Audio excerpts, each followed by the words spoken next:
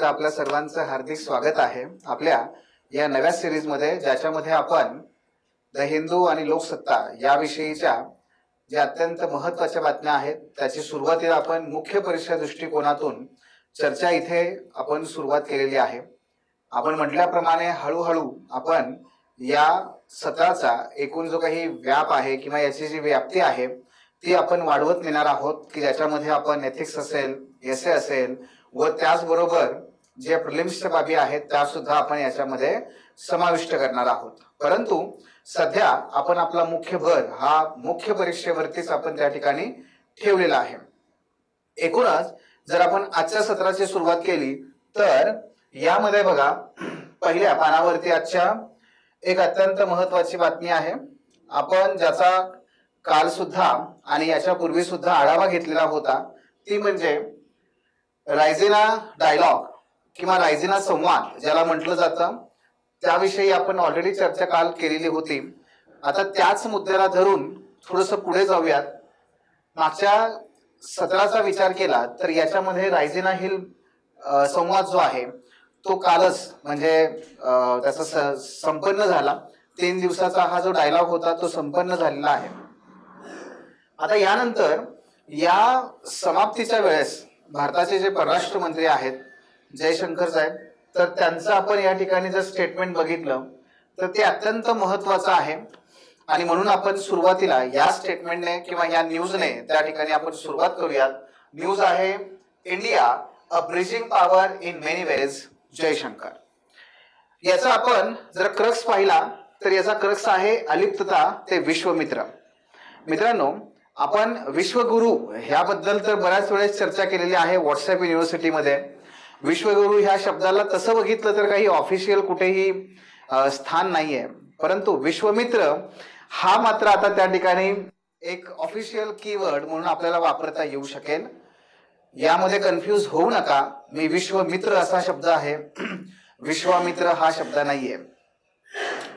आता नुकतंच आपण जर बघितलं तर जयशंकर यांचं पुस्तक सुद्धा त्या ठिकाणी आलेलं आहे आणि त्यामध्ये त्यांनी रामायण व महाभारत या 2 महाकाव्यांच्या आधारावर भारताच्या परराष्ट्र धोरणाचं बदलतं स्वरूप जे आहे ते त्या ठिकाणी त्यांनी डिस्कस केलेलं आहे। त्यातलाच एक शब्द त्यांनी या ठिकाणी उचलला आणि त्या ठिकाणी त्याचं विश्लेषण केलंय। अतिशय मार्मिक असं हे विश्लेषण आहे बघा। अलिप्तता ते विश्वमित्र, भारत एकेकाळी नॉन अलाइनमेंट मुवमेंट म्हणजे अलिप्तता चळवळीचा जनक मानला गेला आणि या अलिप्तता चळवळीचा आपल्याला निश्चितपणे फार मोठा फायदा झाला या शीत युद्धाच्या काळामध्ये। मित्रांनो, शीत युद्धाच्या काळामध्ये जग हे 2 गटामध्ये विभागलं होतं। एक म्हणजे भांडवलशाही, ज्याचं धुरीणत्व किंवा ज्याचं नेतृत्व अमेरिका करत होती, तर दुसरा आहे तो म्हणजे दुसरा जो आहे साम्यवादी कालखंड। त्या साम्यवादी कालखंडामध्ये साम्यवादी राष्ट्रांचा गट की ज्याचं नेतृत्व त्या ठिकाणी रशिया करत होता। आणि ह्या सगळ्या पार्श्वभूमीवरती आपण जर बघितलं तर कुठेतरी या 2 गटामध्ये विभागल्या गेलेल्या जगाची आणखी तिसरं महायुद्ध होतं की काय या भीतीने काही राष्ट्र मात्र शांततावादी होते, जे ह्या दोन्ही गटामध्ये सामील नाही झाले आणि ह्या दोन्ही गटांदरम्यान किंवा दोन्ही गटांसोबत खूप चांगले आपले संबंध प्रस्थापित करून त्यांनी निश्चितपणे तिथे आपला जो एकूण मतप्रवाह आहे, जी दूरदृष्टी आहे किंवा जो एकूण विकास आहे, ह्या सगळ्या बाबी त्या ठिकाणी पार पाडल्या होत्या आणि त्याचं निश्चितपणे भारतानेच नेतृत्व केलेलं होतं। आता पुढचा मुद्दा जो आहे तो असा की अलिप्तता बाळगणारा हा देश म्हणजे भारत आज मात्र अत्यंत प्रोएक्टिव्हली म्हणजे सक्रिय स्वरूपाची भूमिका आंतरराष्ट्रीय पटलावरती मांडताना दिसून येतो। आणि गेल्या 1 दशकाचा जर आपण विचार केला तर त्या दशकामध्ये याचं स्वरूप हे अत्यंत ठळकपणे दिसतं आणि त्याचाच भाग म्हणून इथे बघा या ठिकाणी त्यांनी शब्द वापरला अलिप्तता ते विश्वमित्र। काय आहे हे अलिप्तता विश्वमित्र? त्यामध्ये 2 मुद्दे त्यांनी मांडलेले आहेत। पहिला, भारत सेतू निर्माण करणारी शक्ती आहे। India is a bridging power. India is a bridging power. सेतू पुन्हा एकदा रामायणाकडे ते जात आहेत, ठीक आहे, लक्षात घ्या, त्यातल्या उपमा वापरून ते हे सर्व त्या ठिकाणी स्पष्ट करतायत। आणि दुसरा शब्द आहे त्यांचा बहुपक्षीयता, ज्यामध्ये आपण बघतो बहुपक्षीय चर्चा होतात त्या बहुपक्षीयता राष्ट्रीय हितसंबंधांच्या बरोबरीने अस्तित्वात असू शकतात. दोन मुद्दे त्यांना मांडायचे आहेत की एका बाजूला आम्ही बहुपक्षीय ज्या काही संवाद आहेत, ज्या काही चर्चा आहेत, ज्या काही इनिशिएटिव्ह पुढाकार आहेत त्याच्यामध्ये आम्ही आहोतच, पण त्याचबरोबरीने जर भारत स्वतःबद्दल काही एखादा निर्णय घेत असेल तर ते राष्ट्रीय संबंध सुद्धा, राष्ट्रीय हितसंबंध सुद्धा त्या ठिकाणी वेगळे असू शकतात. असं नाहीये की जर भारताने एखादा निर्णय स्वतःसाठी घेतला तर तो इतरांच्या दृष्टिकोनातून हितसंबंधांच्या आड यावा, असं नाहीये असं त्यांना म्हणायचंय. आपण सखोलमध्ये दोन्ही मुद्दे पाहूयात. पहिला, एक सेतू निर्माण करणारी शक्ती. बघा, लक्षात घ्या, मी तुम्हाला अगदी पहिल्या दिवसापासून सांगत आलोय की आपण कीवर्ड्स आपल्या परीक्षेमध्ये वापरले पाहिजेत, आपल्या उत्तरामध्ये वापरले पाहिजेत. आणि त्या कीवर्ड्सने, त्या इनोव्हेटिव्हने, लक्षात घ्या, इनोव्हेटिव्ह वर्ड्सने आपल्याला निश्चितपणे एक आघाडी किंवा एक निश्चितपणे आपल्या उत्तरामध्ये नाविन्यता येणार आहे. त्यातला पहिला भाग आहे तो म्हणजे सेतू निर्माण करणारी शक्ती, ब्रिजिंग पॉवर. काय आहे नक्की याच्यामध्ये त्यांना म्हणायचंय? तर ते म्हणतात, कोविड असो किंवा आजचा प्रादेशिक संघर्ष, लोक हे भारताकडे तुलनेने वस्तुनिष्ठ आणि निपक्षपाती म्हणून पाहत आहेत.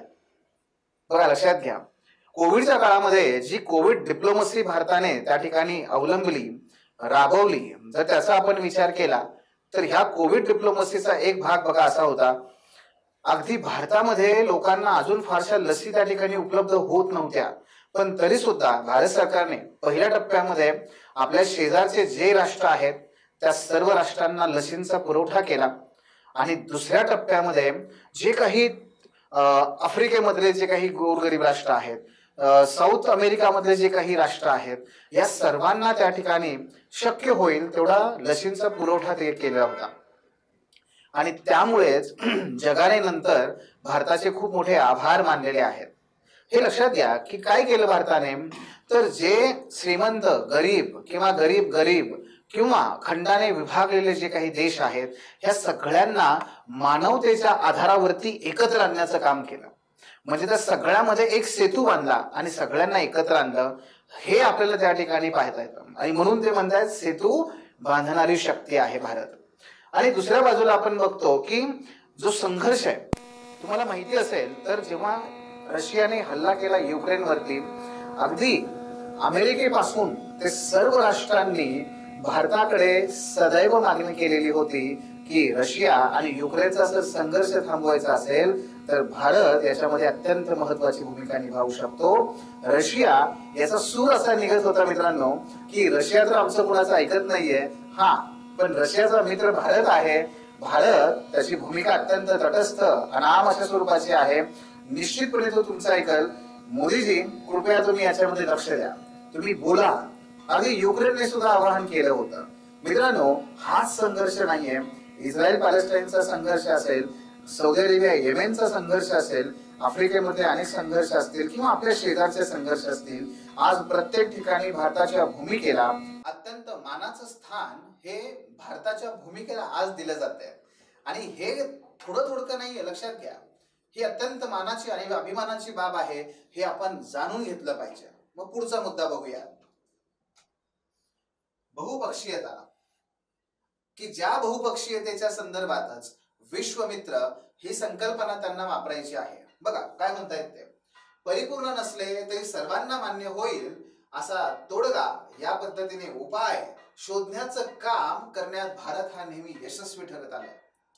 आता मी जे तुम्हाला कॉन्टेक्स्ट सांगितले युद्ध संघर्षांचे, त्या कॉन्टेक्स्ट मध्ये भारताने नेहमीच काय केलेलं आहे, तर भारताने नेहमीच त्या ठिकाणी अशा रीतीने मध्यस्थी केली आहे. अगदी तुम्ही बघा, पंडित जवाहरलाल नेहरू यांच्या काळातला जो नॉर्थ कोरिया आणि साऊथ कोरिया, उत्तर कोरिया दक्षिण कोरिया यांच्यातला जो वाद होता मित्रांनो, तो जगात कुणालाही सोडवता येत नव्हता. भारताने त्या ठिकाणी त्यामध्ये अत्यंत यशस्वीपणे तोडगा काढला. तेव्हापासून आतापर्यंत या ठिकाणी भारताने सदैव यामध्ये मध्यस्थी केलेली आहे आणि तोडगे काढलेले आहेत. जरी ते परफेक्ट नसले, परिपूर्ण नसले, तरी सर्वांना मान्य होणारे असे आहेत. आणि म्हणूनच तर भारत हा विश्वमित्र म्हणून त्या ठिकाणी उभारतोय. ही प्रोएक्टिव्ह भूमिका आहे. आणि दुसऱ्या बाजूला ते म्हणतात, भारत जे काही करण्याचा प्रयत्न करत आहे, भारत जे काही करण्याचा प्रयत्न करतोय, आज भारताची जी परराष्ट्र धोरणाची भूमिका आहे ना, ते जी काही आहे लक्षात घ्या, त्याला जगातले अनेक लोक वेगवेगळ्या नावाने हाक मारतायत. त्याची वेगवेगळी नावं आहेत, परंतु आपण आपल्या भाषेत जर सांगायचं झालं तर त्याला आम्ही विश्वमित्र म्हणतो. तो जगाच्या मित्रासारखा आहे. हे कोटेशन आहे, हे कोट आहे जयशंकर यांचं, आणि त्यामुळे याचा सुद्धा तुम्ही तुमच्या उत्तरामध्ये वापर करू शकता. अत्यंत सुंदर, निश्चितपणे तुम्हाला 1 मार्क ते हमखास मिळवून देईल. हे झालं या बाबतीत. दुसऱ्या बाजूला त्यांनी आणखी 2 मुद्दे त्यामध्ये मांडलेले आहेत. पहिला मुद्दा हा आहे की तो म्हणजे युनायटेड नेशन, संयुक्त राष्ट्र संघाची जी सुरक्षा परिषद आहे, ज्याला आपण UNSC असं म्हणतो. तर ह्या UNSC ज्याचं हे तुम्ही ठिकाणी बघा, हे ते रिमार्केबल असं हे ते ठिकाण आहे की ज्या ठिकाणी हे सगळे येतात.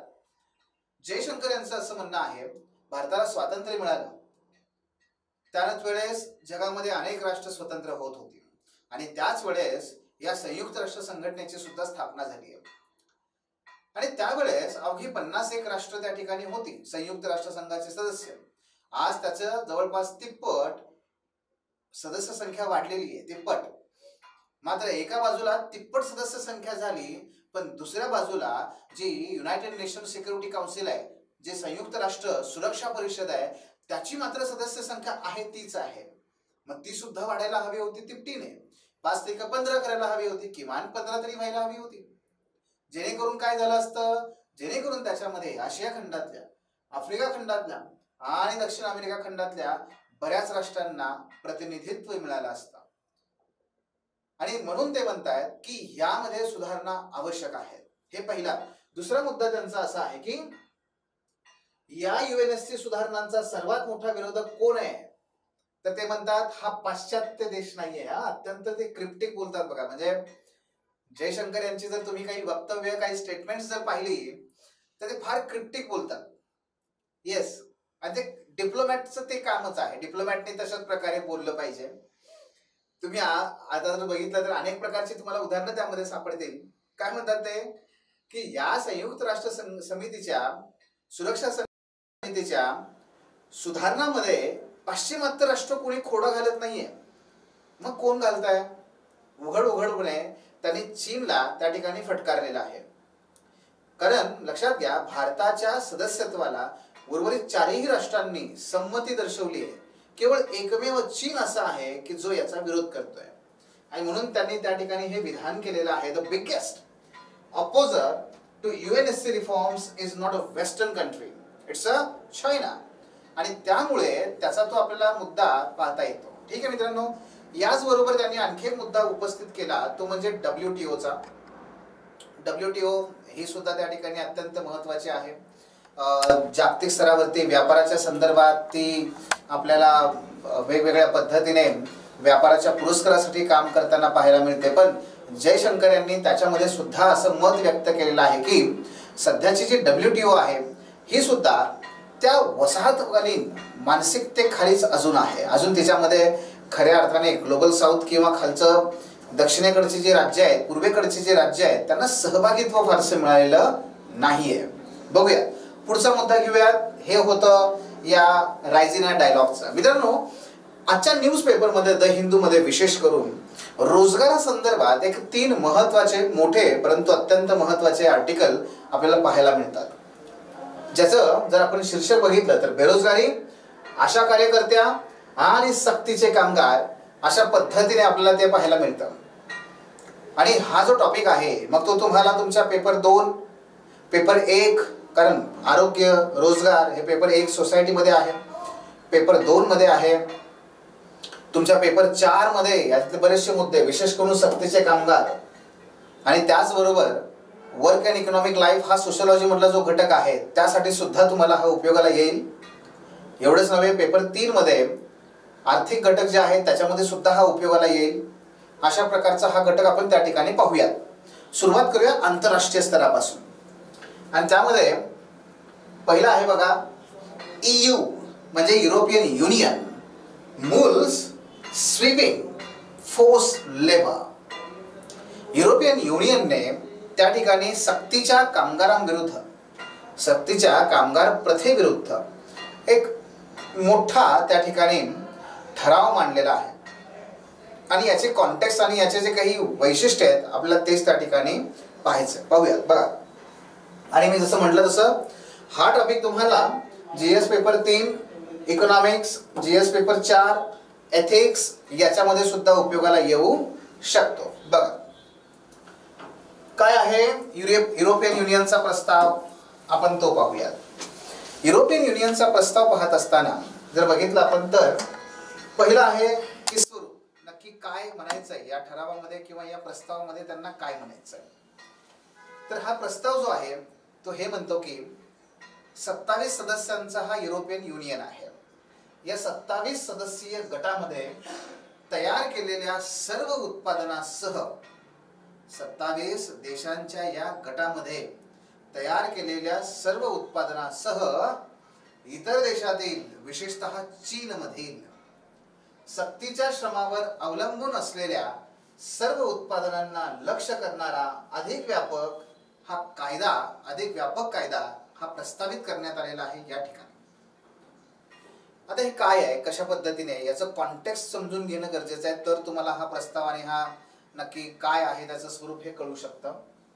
तत्पूर्वी तुम्हाला फक्त मी हे सांगण्याचा इथे प्रयत्न करतो की जे याचं स्वरूप व्यापक अधिक आपण म्हणतोय ना, ते का म्हणतोय, कारण सक्तीच्या श्रमाबरोबरच याच्यामध्ये पर्यावरण, सामाजिक प्रशासन, नागरिक समाजाला पाठबळ, नागरिक समाजाचं पाठबळ आणि सक्तीचे कामगार इत्यादी सर्व बाबी याच्यामध्ये प्रतिबंधित करण्यात आलेल्या आहेत. आता काय काय आहे मुद्दे मी पुढे तुम्हाला सांगतो, पण अगोदर कॉन्टेक्स्ट मला तुम्हाला सांगू द्या, आपण त्याची चर्चा करूयात. बघा याचा जो कॉन्टेक्स्ट आहे तो अमेरिकेचा एक कायदा आहे. हा अमेरिकेचा कायदा उइग्युर किंवा उग्युर असा त्याचा शब्द आहे. हा उग्युर सक्तीचा कामगार प्रतिबंध कायदा. आता गंमत कशी आहे बघा, उग्युर हा जो समुदाय आहे तो आहे चीन मधला, त्याच्यावरती कायदा कोण करतोय, अमेरिका. आणि हा जो कायदा आहे तो लागू कुणावरती आहे, तर अमेरिकेने हा कायदा सर्व जगातल्या कंपन्यांना, विशेषतः अमेरिकन कंपन्यांना लागू केलेला आहे. उग्युर फोर्स लेबर प्रिव्हेन्शन ऍक्ट, ज्याला UFLPA असं म्हणतात. मग हा काय कायदा आहे बघा. ह्या कायद्यानुसार अमेरिकेतल्या ज्या कंपन्या आहेत त्या कंपन्यांना अमेरिकन शासनाने कंपल्सरी केलं, अनिवार्य केलं काय, तर तिथे एक संस्था आहे, तिचं नाव आहे securities and exchange commission. Securities and exchange commission. या सिक्युरिटीज अँड एक्सचेंज कमिशनला तिथल्या सर्व कंपन्यांनी प्रमाणित करायचं आहे. प्रमाणित करायचं म्हणजे एक सर्टिफिकेट द्यायचं आहे. प्रमाणित करणे आवश्यक आहे की त्यांची उत्पादनं शिंजियान, आता तुम्ही ते डोरेमॉन वगैरे वाचला असेल वगैरे काहीतरी, तर तसंच आहे, शिंजियान नावाचा हा जो प्रांत आहे त्या प्रांताचा त्या ठिकाणी उल्लेख आहे. हा शिंजियान काय आहे, तर शिंजियान म्हणजे जिथे उग्युर नावाचा हा जो मुस्लिम समुदाय आहे तो राहतो, त्या शिंजियान. तर ह्या शिंजियान मधून सक्तीच्या श्रमापासून मुक्त आहे. ऍपल कंपनी ही सगळ्यात त्या ठिकाणी महत्वाची होती आणि इतर कंपन्याही आहेत की ज्या या चीनमध्ये आपलं उत्पादन करतात. मित्रांनो तुम्हाला माहिती असेल तर 1980 नंतर चीनने ज्या पद्धतीने वेगवेगळे रिफॉर्म्स केले आणि जगाच्या भांडवलाला आपले दरवाजे मुक्त केले, त्यानंतर जगातल्या सगळ्या MNCs या चीनमध्ये जातात, चीनमध्ये गेल्या, आपली उत्पादनं त्या ठिकाणी करायला लागल्या आणि तिथून त्या जगामध्ये सर्वत्र निर्यात करू लागल्या. पण प्रॉब्लेम असा झाला इथे की हे सगळं करत असताना चीनने कुठल्याही प्रकारे तिथल्या श्रमिकांच्या, म्हणजे जे काही लेबरर्स असतात त्या श्रमिकांच्या हितसंबंधांना, त्यांच्या हक्कांना कुठल्याही पद्धतीने त्यांनी कुठलेही संरक्षण त्यांनी प्रदान केलं नाही. आणि हे संरक्षण जर त्यांनी प्रदान नाही केलं, त्यामुळे झालं काय, वेगवेगळ्या पद्धतीने श्रमिकांचं शोषण हे ठरलेलं होतं. आता कंपन्यांना काय आहे, कंपन्यांच्या विरोधात अनेक मानवी हक्क कार्यकर्त्यांनी किंवा संघटनांनी आरोप केलेले आहेत की तुम्ही काय करता, तिथल्या कामगारांचं शोषण करून तुम्ही उत्पादनं तयार करताय. पण कंपन्यांनी या ना त्या प्रकारे हे सर्व आरोप नेहमी नाकारले. पण जरी नाकारले असले तरी त्याच संदर्भात अमेरिकेने मात्र हा कायदा त्या ठिकाणी केला. का केला कायदा? त्या कायद्याचं वैशिष्ट्य असं होतं की अमेरिकन सरकारचा चीन सरकारवरती आरोप असा आहे की तुम्ही या उघ्यूर नावाचा जो प्रांत आहे, मी तुम्हाला इथे मॅप दाखवतो, हे बघा, जर इथे बघितलं आपण तर हा असा चीन आहे, या बाजूला इथे भारत आहे, हा बघा इथपर्यंत भारत आहे, ह्या इथं पाकिस्तान आहे, तजाकिस्तान आहे, किर्गिझिस्तान आहे, है की नाही, आणि हा असा इकडे इथपर्यंत आपल्याला पसरलेला असा हा चीनचा प्रदेश दिसतो. ठीक आहे. मग जर आपण असं बघितलं, सॉरी, हे इथून खालती असा हा चीनचा प्रदेश आहे.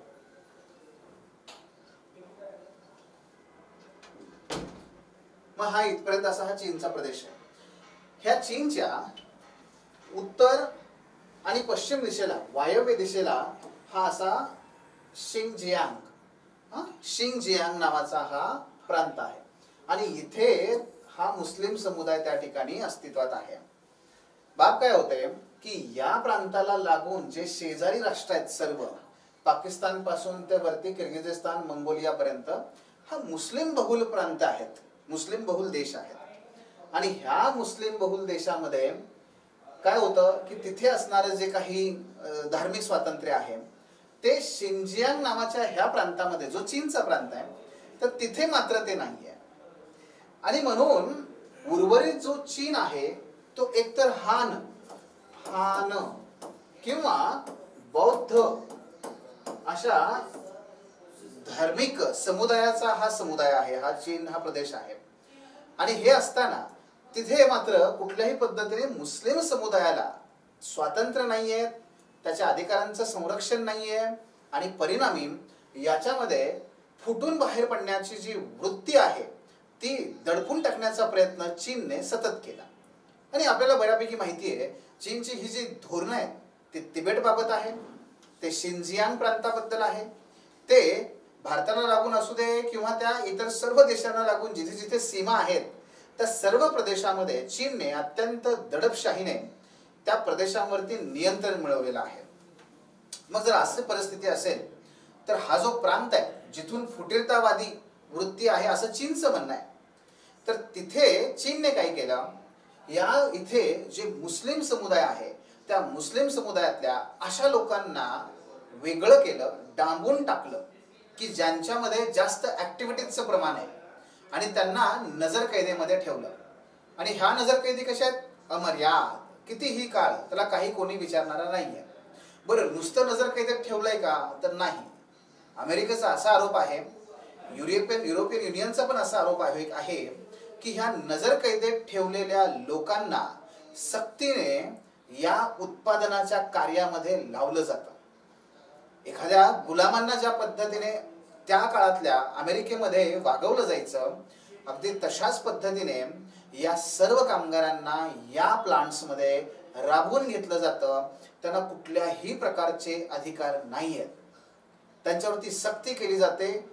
त्या कामाची, त्या कुठल्याही प्रकारच्या अनहायजेनिक कंडिशन ज्याला म्हणूयात आपण अशा पद्धतीची, आणि परिणामी त्यांचं आरोग्य, त्यांचं मानवी जीवन, त्यांचे मानवी हक्क हे सर्व असुरक्षित आहेत. आणि ह्या अशा परिस्थितीमध्ये हे काम करणारे लोक जे उत्पादन घेत आहेत त्या सर्व उत्पादनावरती आम्ही बंदी घालू, त्याला बॉयकॉट करू, बहिष्कार टाकू, अशा प्रकारचे त्या बंधन किंवा धमकीवजा नियम त्या ठिकाणी अमेरिकन सरकारने लावलेला आहे. आता चीनने हे नाकारलं. चीनचं म्हणणं असं आहे की नाही, इथे आम्ही नजरकैदेत ठेवलेले हे लोक आहेत का, तर नाहीये. मग अमेरिकेने काय केलंय, सॅटेलाइटचे फोटो दाखवले. मग हे सगळे जे स्ट्रक्चर आहेत हे काय आहेत, तर चीन सरकारचं म्हणणं असं आहे, अहो आम्ही या ठिकाणी ना व्यावसायिक प्रशिक्षण देतोय या लोकांना. आता जेव्हा की चीनच्या भिंती या कुणासाठी मुक्त नाहीये, त्यामुळे आपण प्रत्यक्ष जाऊन तिथे पाहू शकत नाही. आणि त्यामुळे चीन ज्याला व्यावसायिक प्रशिक्षणाची केंद्र मानतं, तिथेच अमेरिका मात्र त्याला या सक्तीच्या मजुरांचे कोंडवाडे अशा शब्दामध्ये त्याला हिणवतं.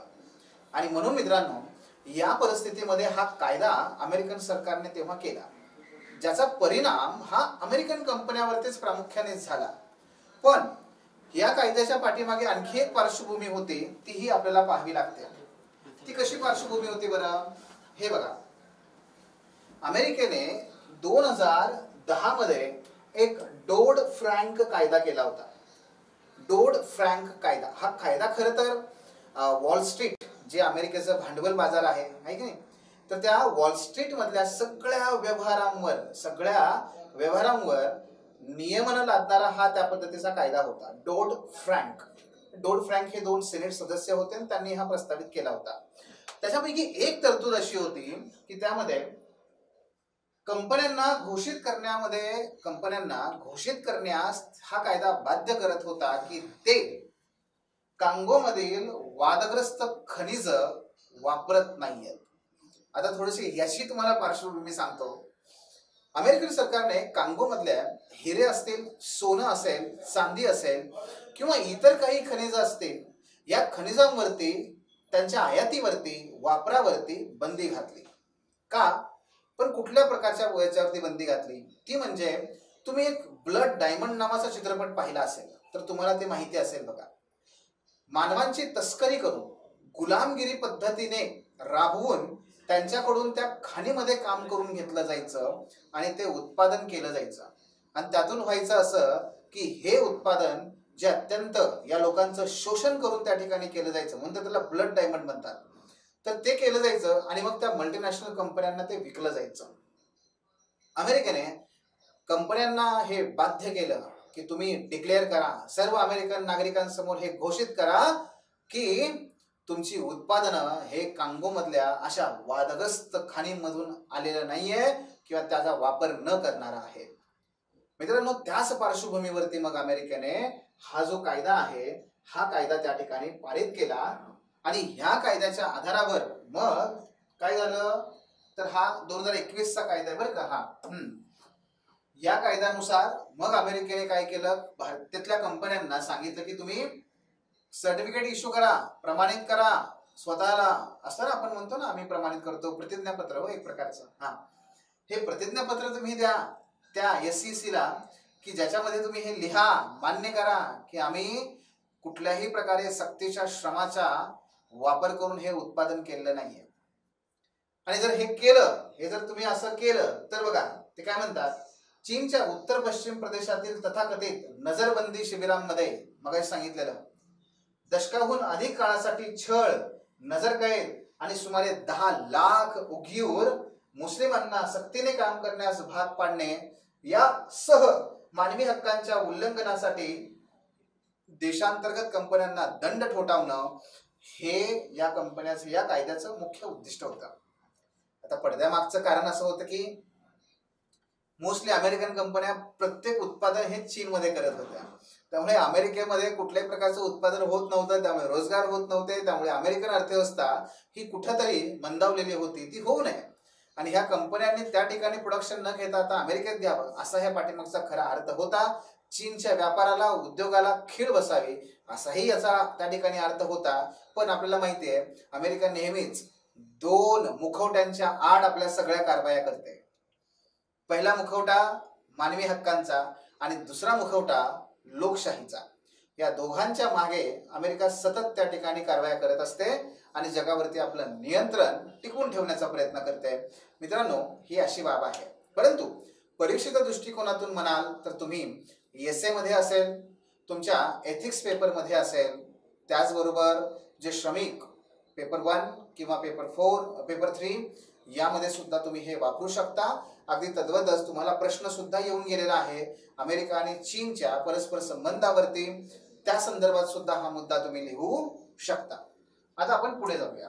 पुढे बघा, आणखी एक दुसरी महत्वाची बाब आपल्याला पाहायची, ती म्हणजे आशा कर्मचाऱ्यांच्या बाबत. खरं तर त्या कर्मचारी नाहीच आहेत, कर्मचाऱ्यांचा त्यांना दर्जाच नाहीये. आशा कार्यकर्ती किंवा आशा कार्यकर्त्या असं त्यांना नावाने ओळखलं जातं. या आशांबाबतचं एक अत्यंत महत्वाचं हे आर्टिकल आहे मित्रांनो. या आर्टिकल मध्ये प्रत्येक गोष्ट ही 3च्या पटीमध्ये बोलली गेलेली आहे बरं का. आणि फारच सहजपणे या सगळ्या गोष्टी आपल्या मनाला आणि एकूणच आपल्या ससद विवेकाला स्पर्श करून जातात. प्रत्येक गोष्ट 3च्या पटीमध्ये बोललेली आहे. आणि म्हणूनच त्याचं जर बघितलं आपण तर हा जो आर्टिकल आहे आशा कार्यकर्त्यांचा, तो तुम्हाला पेपर 1 इंडियन सोसायटी, पेपर 2 आरोग्य हा घटक तुम्हाला त्यात आहे, पेपर 4 एथिक्स आणि त्याचबरोबर ऑप्शनल सोशलॉजी मध्ये तर ते आहेच आहे, पण तुम्हाला इतर ठिकाणी सुद्धा त्याचा उपयोग होऊ शकतो. काय आहे बरं, याला मी हेडिंगच असं दिलेलं आहे बघा, तिहेरी शोषण, आशाची निराशा. काय? तिहेरी शोषण, आशाची निराशा.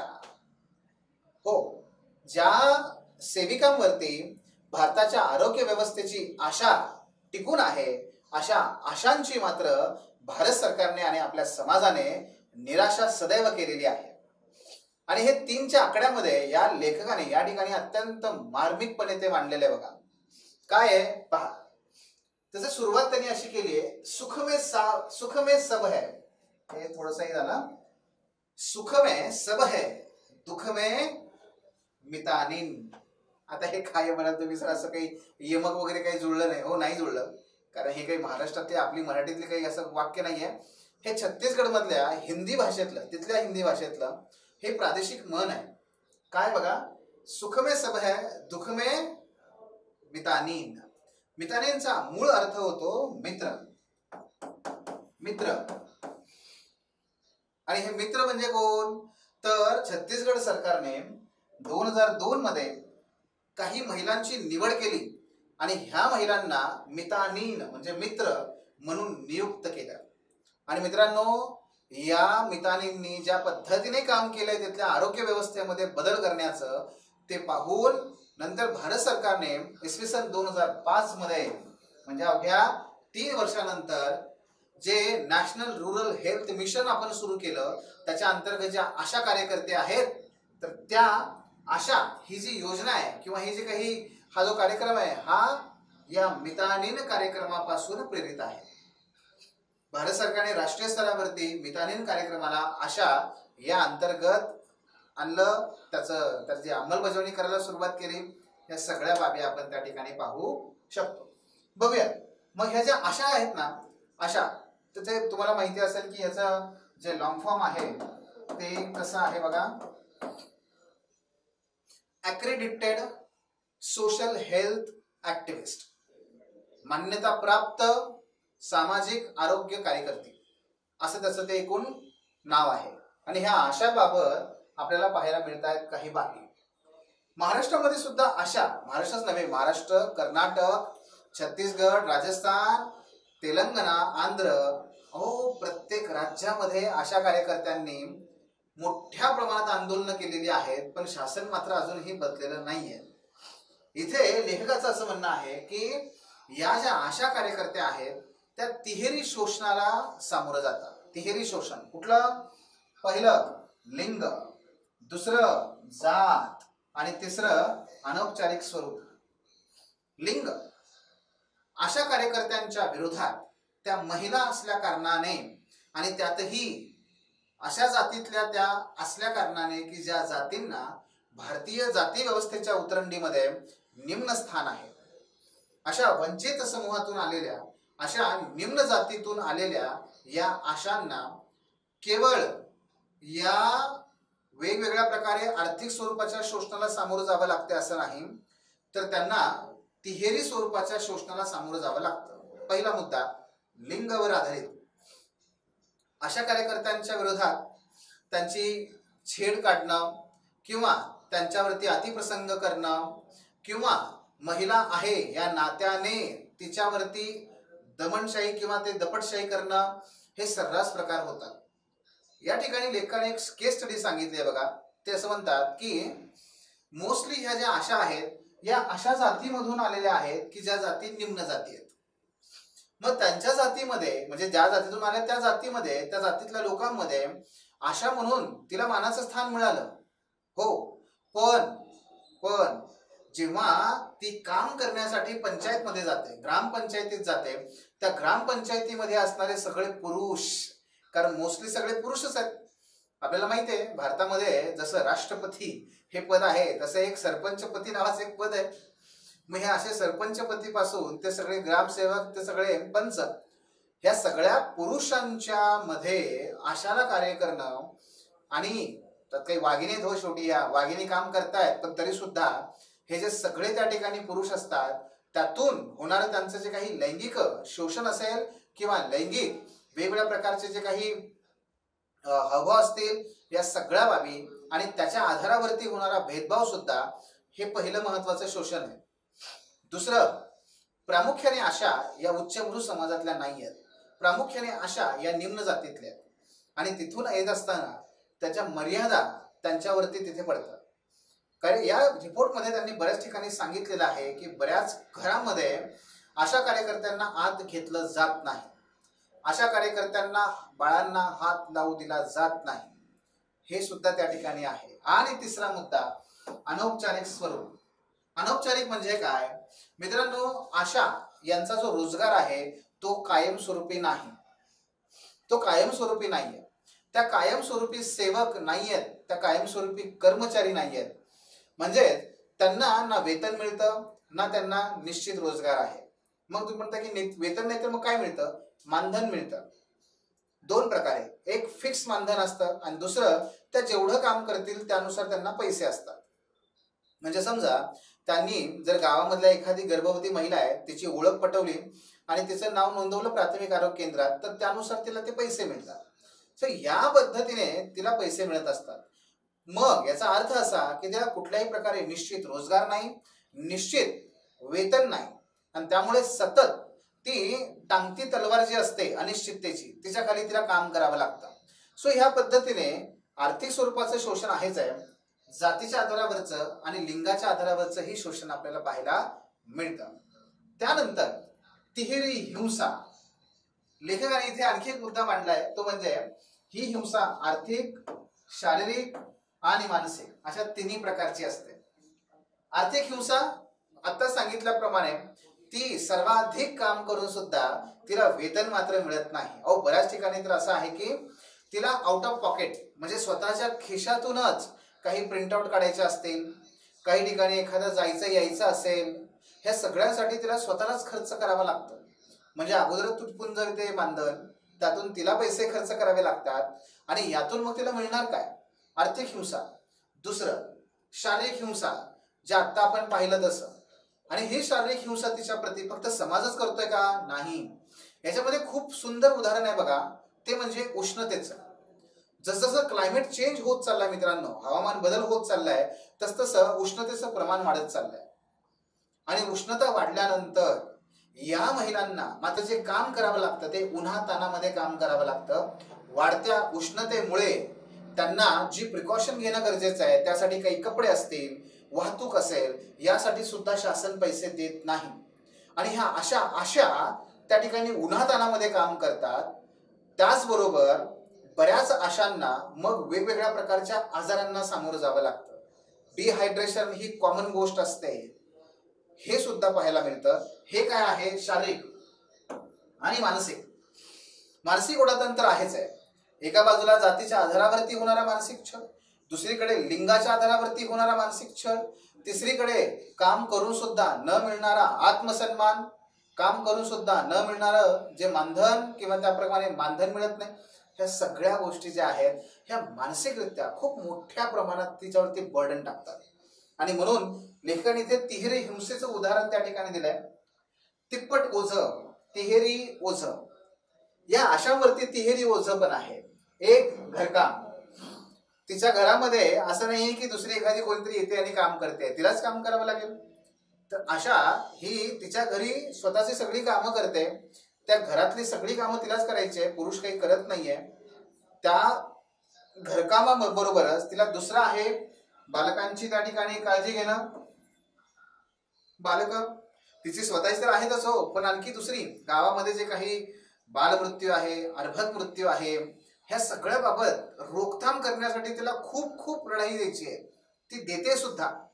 आणि म्हणून बालकांची काळजी घेणं हे दुसरं ओझं आहे. आणि इतर सर्वांची काळजी घेणं म्हणजेच काय?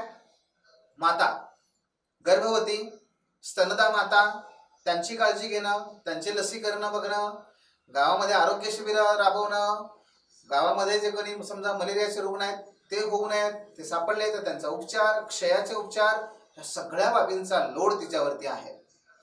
डॉक्युमेंटेशन ठेवणं, ह्या सगळी कामं ती करते. हा तिहेरी ओझं तिच्या डोक्यावरती आहे, खांद्यावरती आहे. पण तरी ती सक्षमपणे पेलते बरं का, ती पेलवते सगळ्या गोष्टी.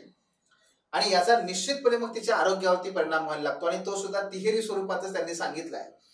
तो तिहेरी आरोग्याच्या समस्या अमित सेनगुप्ता जे मानवी हक्क कार्यकर्ते आहेत त्यांनी याच्याबद्दल मांडणी केली आहे. पहिला आहे अशक्तपणा, ॲनिमिया. ॲनिमियाचं प्रमाण ह्या अशा कार्यकर्त्यामध्ये सापडतं.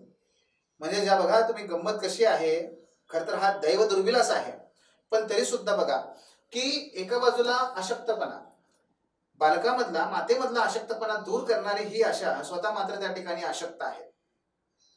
त्यांचं वाक्य आहे की दुसऱ्यांची काळजी घेणारी ही आशा हिची मात्र कोणीही काळजी घेत नाही. बघा कुपोषण, बऱ्याच आशा जे तुम्ही सर्वेक्षण जर त्यात वाचलं तुम्ही तर तुम्हाला सापडेल की बऱ्याचशा आशांना दुपारचं जेवण नियमितपणे मिळत नाही. 5% आशांनी तर हे सांगितलंय की त्या सकाळी एकदा जेवण केल्या की रात्रीच जेवायला त्यांना मिळतं. पाणी प्यायला सुद्धा मिळत नाही बऱ्याच ठिकाणी, अनियमितपणा. आणि त्यामुळे सुद्धा काय, न्यूट्रिशनची कमतरता, कुपोषण आणि असंसर्गजन्य रोग. याच सर्वेक्षणामध्ये असंही आपल्याला सापडलं की ज्या आशा आहेत त्यांच्यामध्ये ओबेसिटीचं प्रमाण खूप मोठ्या प्रमाणात वाढत चाललंय. ओबेसिटी ज्याला लठ्ठपणा आपण म्हणतो, मित्रांनो अत्यंत चुकीच्या पद्धतीने लठ्ठपणाकडे बघितलं जातं. लठ्ठपणा म्हणजे भरपूर खाणारी व्यक्ती हा फार गोड गैरसमज आहे. लठ्ठपणा हा प्रामुख्याने येतो तो ताणतणावामुळे, अनियमित आहारामुळे आणि त्या अशा पद्धतीची जी काही तणावाखालची जीवनशैली आहे त्याच्यामुळे. आणि म्हणून या अशा आशा आहेत, स्ट्रेस, अनियमितता, कुपोषण या सगळ्यामुळे वेगवेगळ्या प्रकारच्या असंसर्गजन्य आजारांचं प्रमाण त्यांच्यात वाढत आहे. आणि म्हणूनच जर आपण बघितलं तर ह्या आशा कार्यकर्त्या जे मगाशी मी तुम्हाला वाक्य सांगितलं त्या पद्धतीने त्यांची त्या समाजाची काळजी घेत आहेत, सर्वांची काळजी घेत आहेत, त्यांची काळजी मात्र कोणीही घेत नाहीये. आणि त्याचबरोबर उपाय सुद्धा यांनी तिहेरी स्वरूपातच सुचवलेला आहे. हा उपाय कसा आहे बघा, पहिला पूर्ण वेळ कर्मचारी म्हणून त्यांना स्वीकारा. अशा कार्यकर्त्यांना पूर्ण वेळ आरोग्य कर्मचारी म्हणून स्वीकारलं पाहिजे. गरज नव्हे, ती अनिवार्यता आहे. दुसरं, निश्चित वेतन. अशा कार्यकर्त्यांना निश्चित वेतन मिळालंच पाहिजे. येस, जर तुम्ही इतर सर्व कर्मचाऱ्यांना त्या ठिकाणी निश्चित वेतन देता तर ह्या 2005 पासून काम करणाऱ्या महिला यांना तुम्ही इतक्या वर्षानंतर सुद्धा, आज झाली की आज 2025 हे वर्ष आता पुढच्या आलं, तुम्ही या इतक्या भल्या मोठ्या कालखंडानंतर 20 वर्षांच्या कालखंडानंतर सुद्धा अशांना तुम्ही कुठल्याही प्रकारे नियमित वेतन देत नाही आहात आणि गरज आहे त्यांची सुद्धा काळजी घेण्याची. तर त्या निश्चितपणे समाजाची काळजी घेतील. या लेखाचा शेवट जो यांनी केलेला आहे तो असा आहे की जर या अशा कार्यकर्त्या जर सर्वच्या सर्व जर संपावर गेल्या तर विशेषतः ग्रामीण भारतातील जी आरोग्य व्यवस्था आहे ती कोलमडायला काहीच क्षण लागणार नाहीत. आणि म्हणून अशा कार्यकर्त्यांचं हे तिहेरी शोषण थांबवण्यासाठीची ही तिहेरी योजना आहे. या पद्धतीने आपल्याला हा मुद्दा पाहता येतो. हा तुम्हाला पेपर 2, एसे, त्याचबरोबर एथिक्स या सर्व ठिकाणी याची केस स्टडी म्हणून तुम्हाला वापरता येऊ शकतं. स्वतंत्र प्रश्न सुद्धा त्या ठिकाणी अपेक्षित आहे. मित्रांनो, अशा पद्धतीने आपल्याला या बाबी पाहता येतं. आजच्या द हिंदू मधल्या ह्या अत्यंत महत्वाच्या ज्या मेन्स पर्स्पेक्टिव्हने बाबी होत्या आपण त्याचा त्या ठिकाणी अभ्यास केलेला आहे. पुन्हा भेटूयात पुढच्या उद्याच्या सत्रामध्ये. धन्यवाद. The officer your personal mentor चॅनलच्या नवनवीन अपडेट्ससाठी चॅनलला लाईक, सबस्क्राईब आणि शेअर करा. थँक्यू.